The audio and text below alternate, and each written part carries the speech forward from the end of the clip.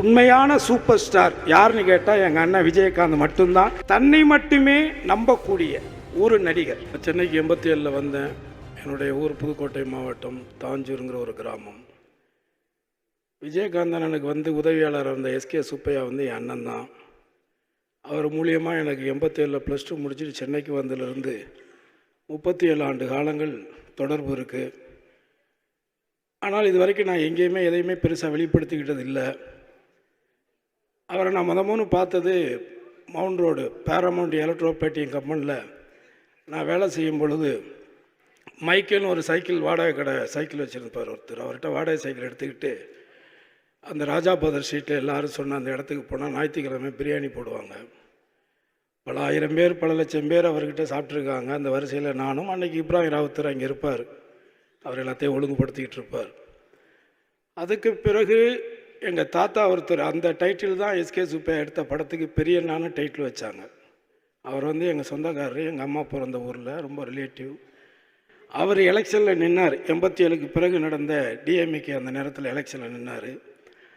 அவருக்காக முதன்முறையாக கேப்டன் ஒருத்தருக்காக பிரச்சாரம் பண்ண முதல் பிரச்சாரம் அதுதான் நினைக்கிறேன், என்னுடைய நினைவு சரியாக இருந்தால். அதற்கு பிறகு நான் சினிமாவில் நடிகனாக வருவேன்லாம் நான் வரல. நான் ஒரு மியூசிக் லைனில் தான் வந்தேன். அது ஏதோ நடந்தது. அதற்கு பிறகு நெய்வேலியில் நடந்த அந்த நிகழ்ச்சி, அதற்கு பிறகு நடிகர் சங்கத்தின் கடன் அடைக்கிறதுக்காக நடத்தப்பட்ட நிகழ்ச்சி, இந்த மாதிரி எல்லா இடத்துலையுமே நான் அவர் கூட ட்ராவல் பண்ணியிருக்கேன். நடிகர் சங்கத்தில் நான் மெம்பர் ஆகும் பொழுது ராதா ரவி இவங்க அண்ணன் எல்லாமே இருந்தாங்க. அப்போ அவங்க தான் என்னை மெம்பர் ஆக்குனாங்க. அதையும் கடந்து அவர் கூட நான் ஒரே ஒரு படம் நடித்தேன். சுதீஷ் தான் அதுக்கு ப்ரொடியூசர் நினைக்கிறேன். சுதேசின்னு ஒரு படம். அந்த படத்தில் நான் நடிக்கும் பொழுது என்னை பொள்ளாச்சியில் வச்சு எனக்கு அவர் கொடுத்த அறிவுரைகள் எந்த படம் வந்தாலும் நடிகரணா, இதுதான் நடிப்பேன் அதான் நடிப்பேன் அப்படிலாம் சொல்லாத. இந்த வடிவெல்லாம் பற்றியா எல்லா படமும் நடிக்கிறான்ல, அப்படி நிறையா படம் நடிச்சின்னா தான் ஏதாவது ஒரு படம் உனக்குன்னு ஒர்க் அவுட் ஆகும். அப்படி ஒர்க் அவுட் ஆகும் பொழுது உனக்குன்னு ஒரு கேரியர் ஓப்பன் ஆகும் அப்படின்னு என்னுடைய, அதாவது அவர் எவ்வளோ வருடங்களாக இருக்கார், எத்தனை நடிகர்களை பார்க்குறாரு. ஆனால் வளர்ந்து வரக்கூடிய ஒரு நடிகர்களை கூட அவர் உற்று நோக்கி அவனுக்கிட்ட இருக்கிற மைனஸை அவர் அடையாளம் கண்டுபிடிச்சி நீ அதை பண்ணணும் வளரணும் அப்படின்னு சொல்லக்கூடிய எல்லாரும் சொன்ன அந்த நல்ல மனசு. அதே மாதிரி முதன்முறையாக 100 அடி ரோட்டில் கட்டப்பட்ட முதல் பில்டிங் அந்த கேப்டன் பங்குதாரராக இருந்த ராவுத்தர் ஃபிலிம்ஸ் தான். இப்போ கூட அந்த மேக்கப் மேன் இங்கே வந்தார், உடல்நிலை சரியில்லாமல் இருந்தார். அன்றைக்கி கேப்டன் எங்கே ஒரு ஷூட்டிங் போயிட்டு பின்னாடி அந்த துணியெல்லாம் வச்சுக்கிட்டு இவர் கூட வந்தார். அப்போ நான் எங்கேயும் சுற்றி பொழுது இது மாதிரி பில்டிங் கட்டுறாங்கன்னு சொல்லிட்டு அந்த இடத்துக்கு போனேன். அந்த ஃபங்க்ஷனுக்கு நானும் போனேன். அந்த கூட்டத்தில் அவரை பார்த்தேன், அண்ணனை பார்த்தேன். ஏவிஎம்மில் ஷூட்டிங், செந்தூர பாண்டி படம் ஷூட்டிங் நிறையா பார்த்துருக்கேன். ஸோ அப்போ கூட அந்த இடத்துல அவங்க ஆரம்பித்த அந்த கம்பெனி இன்றைக்கி கேப்டன் இருக்கிறாங்கல்ல அந்த இடம், இந்த 2 இடமுமே ஒரே காலகட்டத்தில் வாங்கப்பட்டது தான்.